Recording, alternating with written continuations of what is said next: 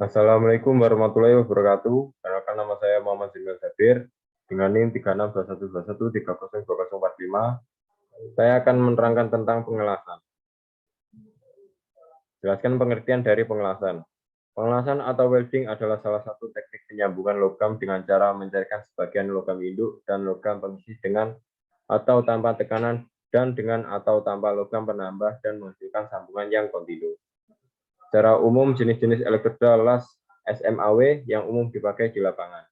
Jenis-jenis elektroda las SMAW yaitu elektroda baja lunak, mixed steel electrodes, elektroda nikel, elektroda aluminium, elektroda besi cor, elektroda stainless steel. Jelaskan tentang jenis-jenis polaritas pada mesin las SMAW. Pengelasan pada mesin SMAW arus DC mempunyai dua polaritas, yaitu polaritas DCEN, direct current elektroda negatif, and DCIP, direct current elektroda positif. Tentunya dua polaritas ini mempunyai perbedaan dalam aplikasi di dunia industri. Jelaskan secara ringkas mesin las GMAW atau dalam kurung MIG atau MAG serta aplikasinya. Pengelasan GMAW, gas metal arc welding, MIG, MAG adalah salah satu jenis proses pengelasan atau penyambungan bahan logam yang menggunakan sumber panas dari energi listrik yang dirubah atau dikonversi menjadi energi panas.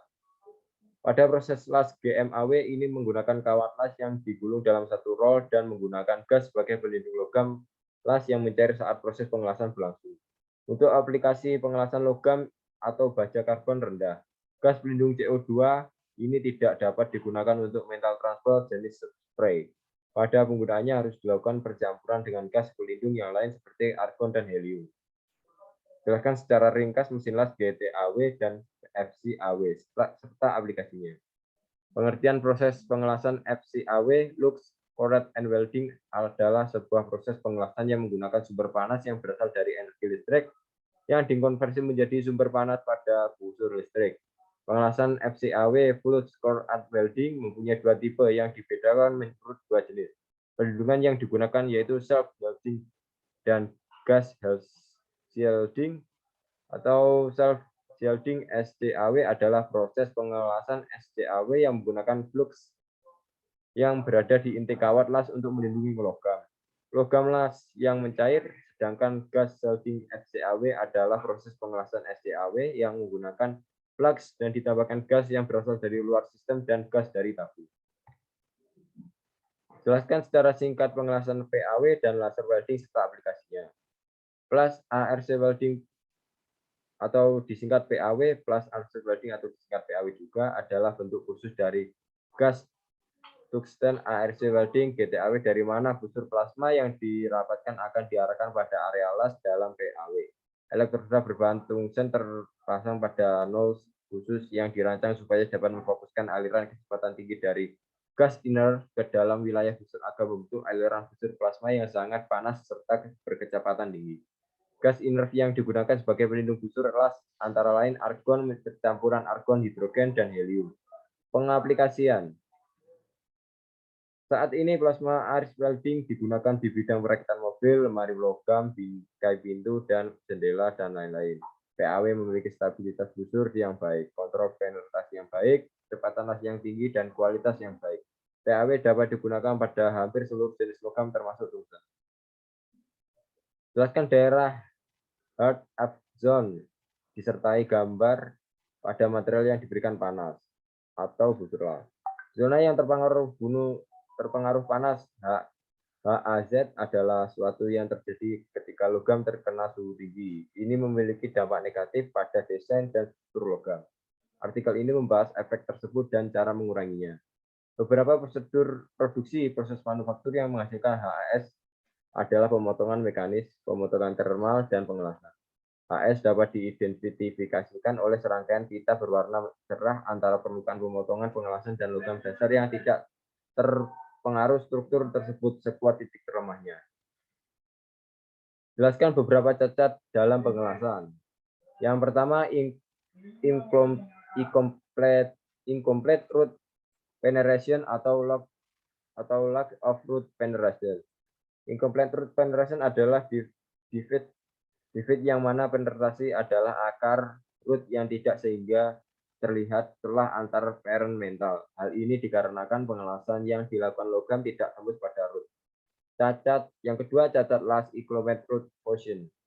Perbedaan antara incomplete root penetration dan incomplete root fusion adalah pada incomplete root penetration bagian tepi lasan pada root mengalami perubahan bentuk karena terkena panas pengelasan, sedangkan pada incomplete root fusion pada bagian tepi lasan pada root memiliki bentuk yang lurus atau utuh. Yang ketiga, cacat last action root penetration. Cacat last dikatakan sebagai excess root penetration apabila root penetration pada pengelasan yang tingginya melebihi dari standar yang ditetapkan. Selanjutnya, sebutkan dan jelaskan pemilihan metode pengujian dan tidak merusak hasil pengelasan. Pengujian tidak merusak merupakan bagian dari pengujian bahan berlainan dengan pengujian merusak. Maka pengujian tidak merusak atau non-destructive explanation tidak merusak bahan pengujian. Tidak merusak ini terdiri dari pengujian visual, pengujian dengan penetrant magnetic particle testing. Jelaskan faktor terjadinya kecelakaan kerja di bidang pengelasan serta sebutkan fungsi jenis-jenis alat dan pelindung diri. Yang pertama, paparan asap dan gas. Paparan asap dan gas yang berlebih dapat menyebabkan masalah kesehatan yang cukup parah seperti penyakit pernapasan, kanker, serta gangguan indera penglihatan dan penciuman. Yang kedua, bahaya fisik. Bahaya fisik adalah bahaya yang dapat menyebabkan cedera fisik seperti luka bakar, luka mata, luka tergores, dan luka jari akibat pengelasan.